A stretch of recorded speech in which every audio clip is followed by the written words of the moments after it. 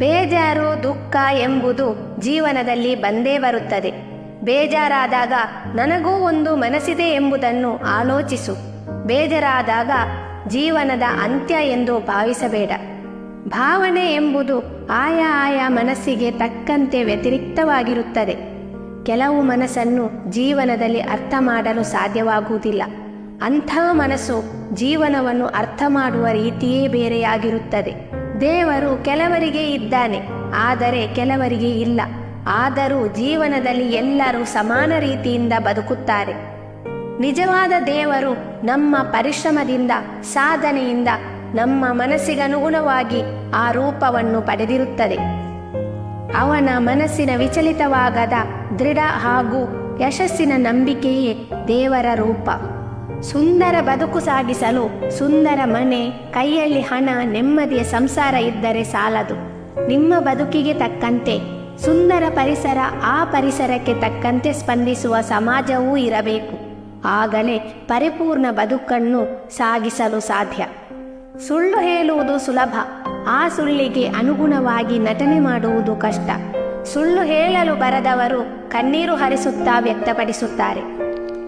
ಸುಳ್ಳು ಇರದ ಜಾಗ, ಸುಳ್ಳು ಹೇಳದ ಜನ ಕಡಿಮೆ ಕಾಣಸಿಗುವರು. ಆದರೂ ಸತ್ಯ ಬೂದಿ ಮುಚ್ಚಿದ ಕೆಂಡದಂತೆ ಒಂದಾದರೂ ಇದ್ದೇ ಇದೆ. ನಿನ್ನನ್ನು ಒಂದು ಕ್ಷಣ ಬಿಟ್ಟಿರಲಾರೆ, ಆದರೂ ಜೀವನ ಪೂರ್ತಿ ಇಟ್ಟಿರಲಾರೆ.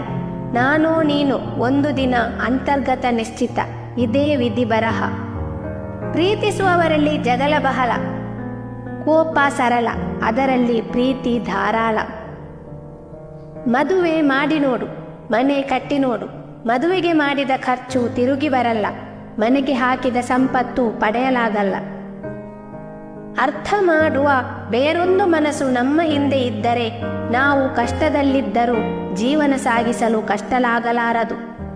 ಬರುವಾಗ ಬತ್ತಲೆ, ಹೋಗುವಾಗ ಕತ್ತಲೆ, ಈ ನಡುವೆ ಜೀವನದ ದಾಂಧಲೆ.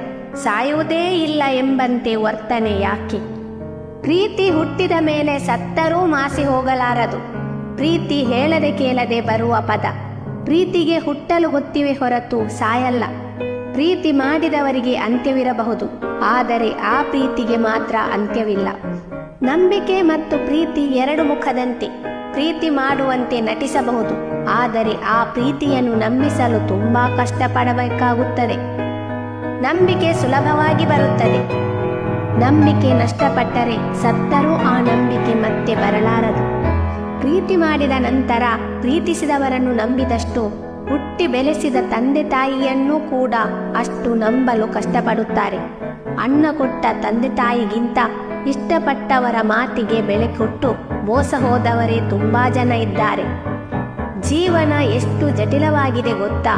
ಜೀವನದಲ್ಲಿ ಎರಡನ್ನು ಸಂಯಮದಿಂದ ಯೋಚಿಸಿ ಮಾಡಬೇಕು. ಒಂದು ಬಾಳ ಸಂಗಾತಿಯನ್ನು ಆಯ್ಕೆ ಮಾಡುವಲ್ಲಿ, ಮತ್ತೊಂದು ಆರೋಗ್ಯವಂತ ಬದುಕನ್ನು ಸಾಗಿಸುವಲ್ಲಿ.